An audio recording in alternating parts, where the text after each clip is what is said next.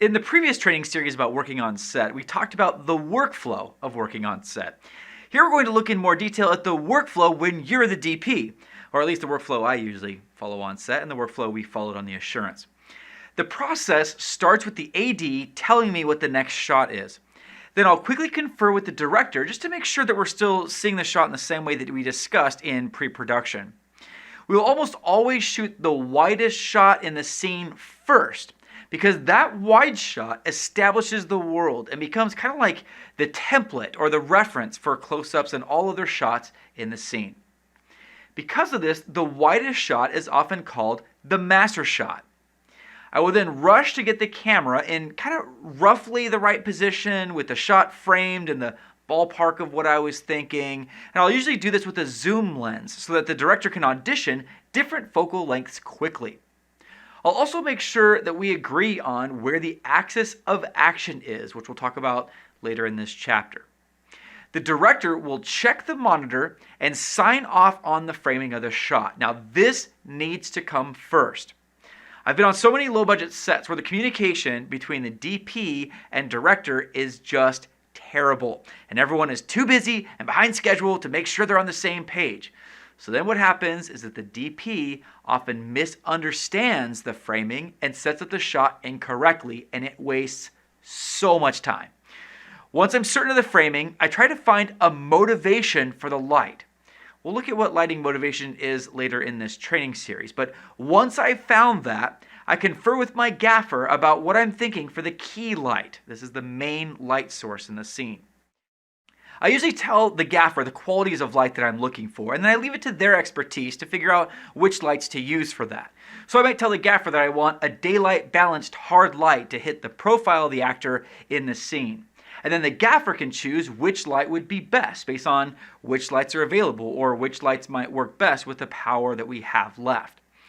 While the gaffer is getting the key light roughed in, or in other words, in the kind of approximate spot, I get to work with the camera team to set up a more accurate camera placement and lens choice for the shot. With the key light set, we'll add fill lights and edge lights as needed. I'll usually grab a PA or another available crew member and have them stand on the actor's mark, or in other words, the place where the actor will stand during the shot. This way I can gauge how the light looks on an actual person. Now, why don't I just use actual actors instead of a stand-in? Well, because they're preparing to shoot the scene, usually working with the director off set, and they shouldn't be disturbed with this stuff, not right now anyway. During this process, I'm staying connected with the first AD so they know about how far out we are from being able to shoot again. Once we're almost ready to shoot, I'll let the AD know, and the AD will then fetch the actors and director, who will then be brought to set. The director might choose to rehearse on set with the actors to give the actors a chance to rehearse in this same environment that they're going to be shooting in. And while the actors are going through this, I'm taking notes and I'm making marks of their blocking. And blocking is an actor term which we call the movements of the actors. Now, I do this so that my team knows how to move the camera and when my first AC will need to pull focus.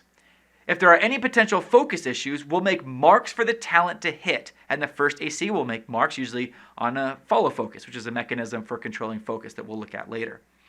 These marks help the first AC know how to adjust the lens to keep the subject in focus throughout the shot. Once lights and camera are ready, I let the first AD know.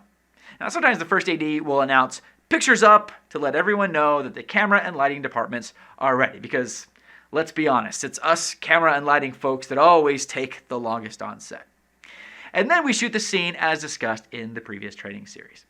Now, members of the G&E team are usually very busy setting up lights between shots.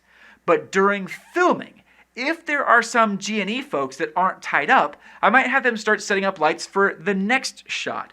Of course, you'll want to make sure that they don't, make noise and disrupt filming, so they'll need to be a good way away from set. But this can be an awesome way to get more out of the shoot day.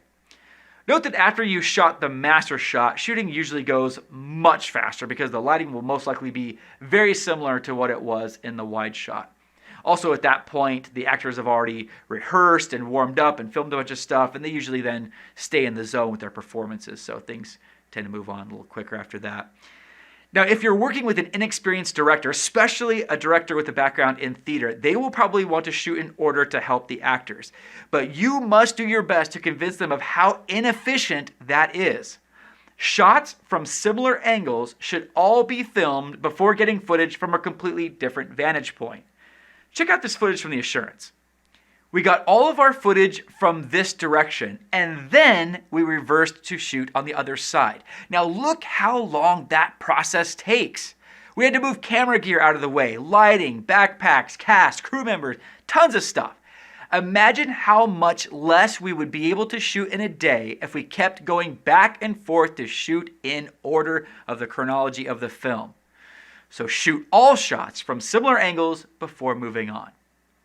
Now, this workflow might vary from set to set, but this is usually the basic workflow that I've seen on set and essentially the same workflow we followed on the Assurance.